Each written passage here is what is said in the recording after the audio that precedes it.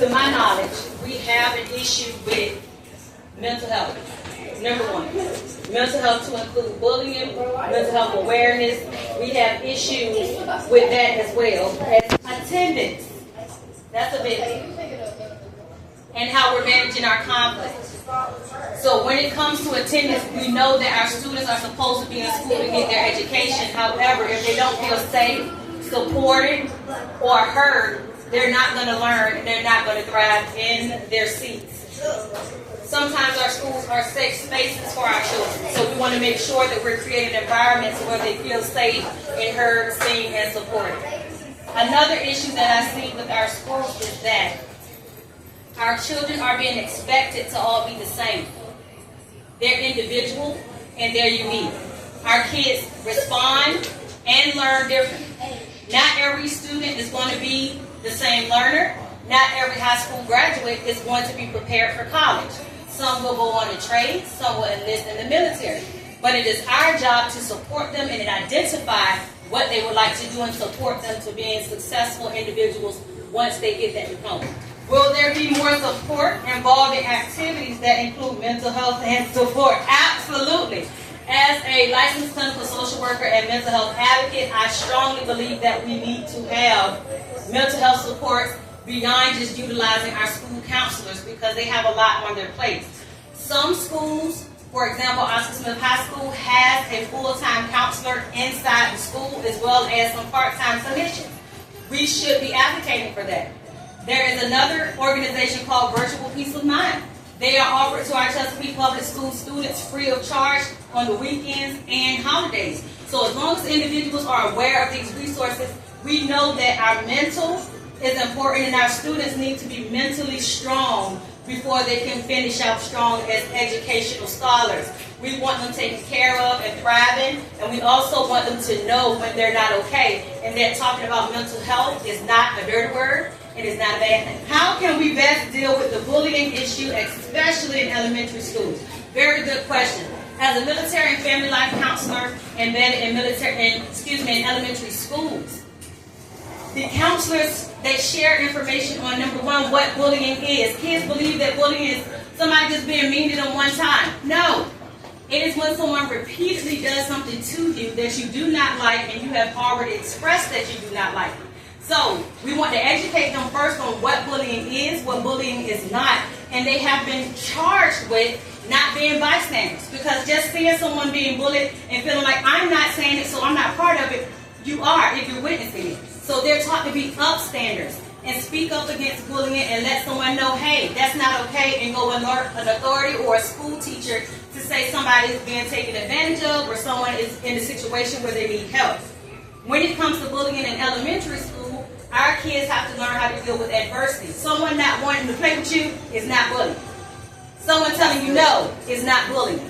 Someone saying day after day that you're ugly and no one loves you day after day could be considered bullying, especially if it causes you some type of harm and you ask the person to stop.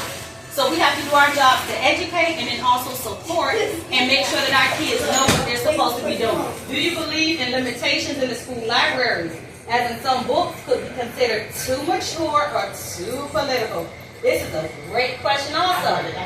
I believe that it is up to the parents, with support of the teachers and educators, to know what their children are reading because you know your child's maturity level and you also know what you prefer and allow. This is where collaboration comes into play.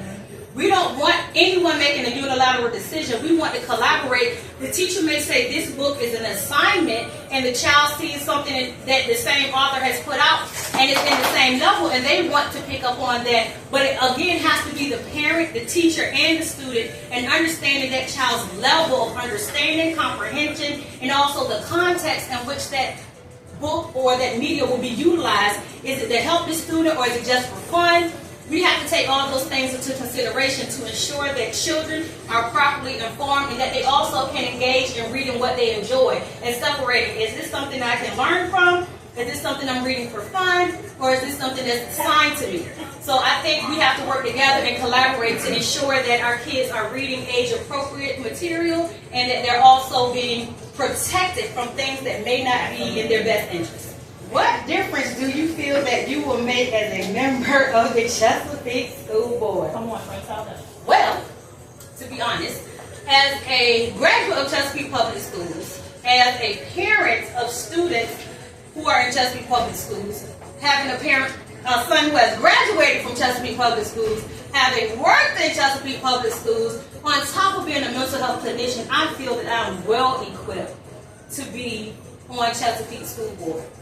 And not saying that to be boastful, however, I feel that I bring the knowledge, the experience, and the personal mission to make sure that not just my children are being treated correctly and fairly, that everybody's child, whether it's a cousin, niece, stepchild, whatever, they're all being treated fairly, because we do know that sometimes not all children are being treated fairly, or the perception is that some children don't need what others need. But we want to be fair, we want to support, and we want to encourage and prepare all students in Chesapeake Public Schools. So again, if you don't know what my mission is, it is service. S is for students first. We have got to make every decision with our students first. We cannot make decisions based off who's putting money in our pockets and we want to appease them.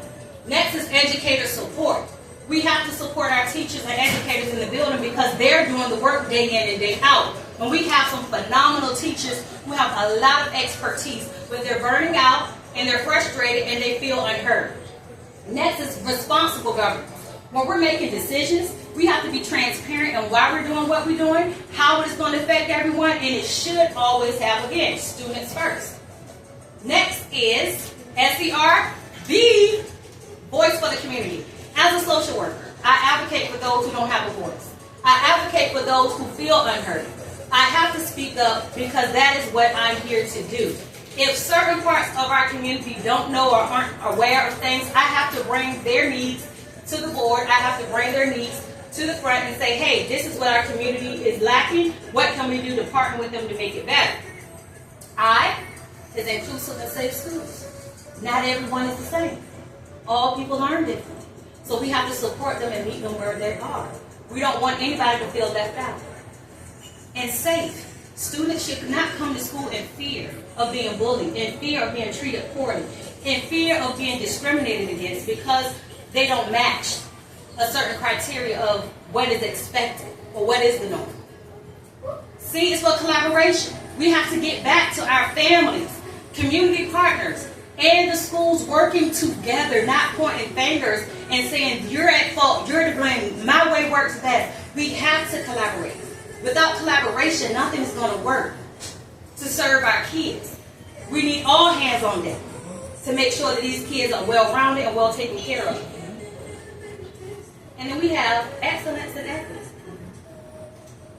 Excellence and equity.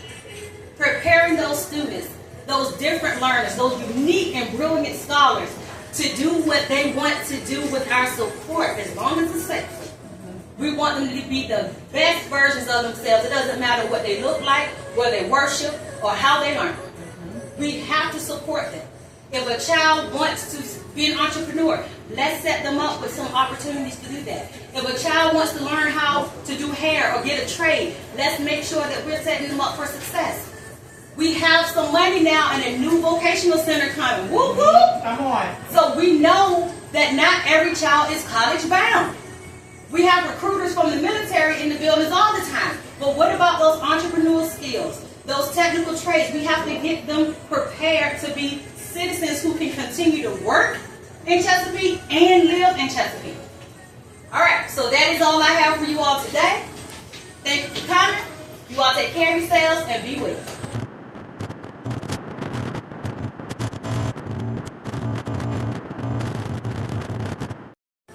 And why? If I could listen to one song for the rest of my life, it's more than one. You can pick one. That's not the question. For the rest of my life. Just one. Well, I have more than one. So one gospel song would be my favorite song right now. It's called Heels. Look to the hills. I would listen to that one because that one just takes me there. R&B song, it would have to be Much Better Off by Smokey Robinson. Come on, come on.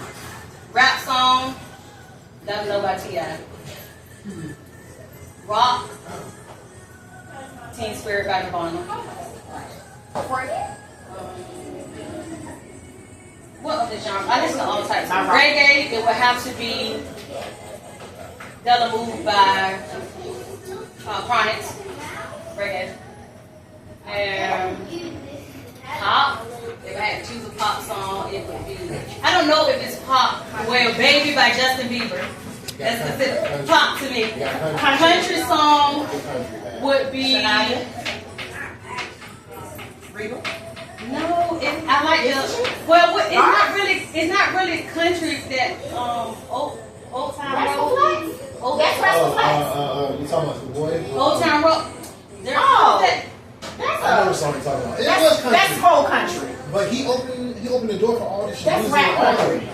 It's not okay. Shabuzi, all the ones you do with it. I like Shabuzi. So country, country. True country, we're talking about. No, that's still country. That Lil Nas X song. Lil Nas X? Lil Nas, yeah, that's like the countryest thing I would listen to. Y'all be careful, pick it up. Or, yeah, so each genre of music. Yeah. And then, but my favorite song of all time, to be honest, if I have to say my favorite song of all time, would have to be